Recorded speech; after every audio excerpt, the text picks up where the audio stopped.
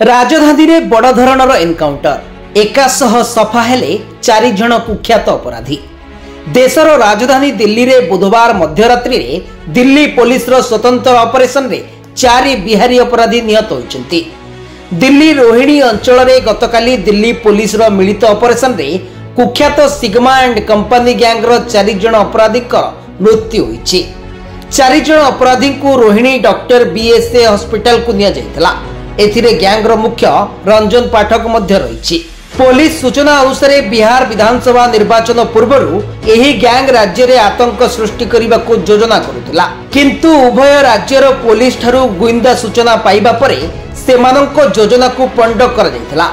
Police encounter रे निहत 4 अपराधी बिहार रु नेपाल पर्यंत सक्रिय थिले एवं अनेक अपराध मध्य घटाइथिले। सिग्मा एंड कंपनी नेता रंजन पाठक सीतामाड़ी रे जड़े प्रमुख व्यक्ति हत्या परे गणमाध्यम को तांकर बायोडाटा पठाइथिले। एहा व्यतीत बिहार पुलिस निकट रे गैंग रु एक ऑडियो कॉल पाइतला, जेउथिरे निर्वाचन हिंसा घटाइबार षडयंत्र प्रकाश कर जायतला।